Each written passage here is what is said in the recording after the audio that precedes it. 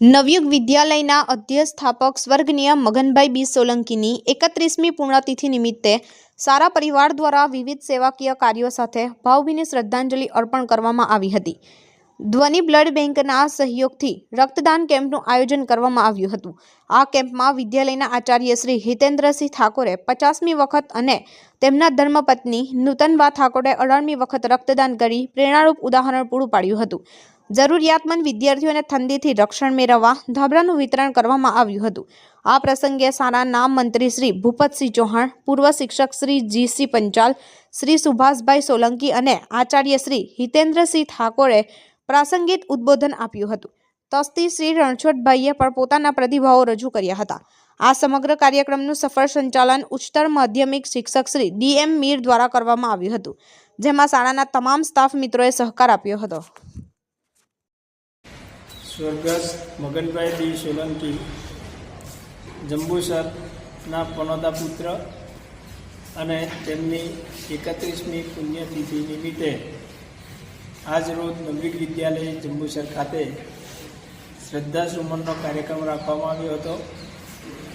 સાથે સાથે નવયુગ વિદ્યાલય જંબુસરમાં જે જરૂરિયાતમંદ બાળકો હતા એ બાળકોને ધ્વનિ બ્લડ બેંક દ્વારા ધાબળાનું વિતરણ કરવામાં આવ્યું અને બ્લડ ડોનેશન કેમ્પ જે રાખવામાં આવ્યો હતો તે સફળ રહ્યો છે.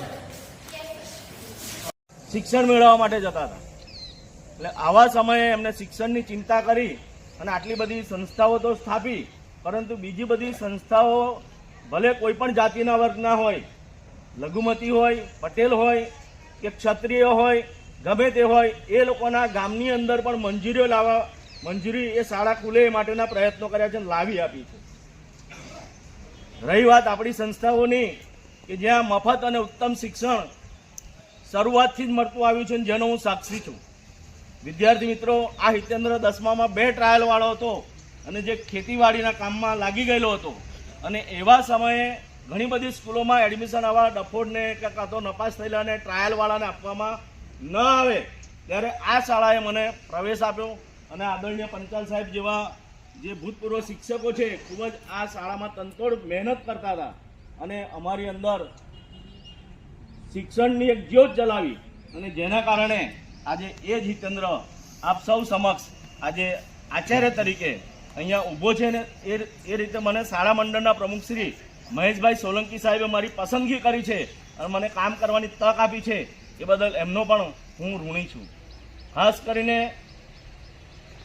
રામ એ પૂર્ણ પુરુષોત્તમ કહેવાય છે,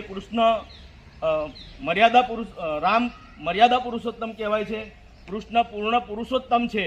તો એવી રીતે સ્વર્ગસ્થ મગનભાઈ બી સોલંકી સાહેબે પણ એક કર્મયોગ, ગાંધીજી એટલે ગાંધીજી, મગનભાઈ એટલે મગનભાઈ, જેમની ઉપમા કોઈને આપી ન શકાય એવી એક ભરૂચ જિલ્લાના પનોતા પુત્ર અને ગુજરાત સરકારના બાહોશ મંત્રી, અને એમને જે કામો કરેલા છે એની આખા ભરૂચ જિલ્લાએ નોંધ લીધી છે.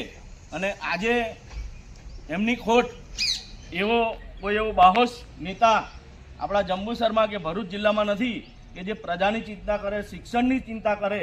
તો આ સમયે હું ભગવાનને પ્રાર્થના કરું છું અને સ્વર્ગસ્થ મગનભાઈ બી સોલંકી સાહેબને કોટી કોટી વંદન સાથે કે આપની અંદર જે આત્મા હતો એ ફરીથી એ આત્મા જાગૃત થાય અને જે ભરૂચ જિલ્લાની ચિંતા કરે, ગુજરાતની ચિંતા કરે અને સર્વ શાંતિ પથરાય, એવી અપેક્ષા સાથે મારી વાણીને વિરામ આપું છું. અસ્તુ, વંદે માતરમ, ભારત માતા કી જય.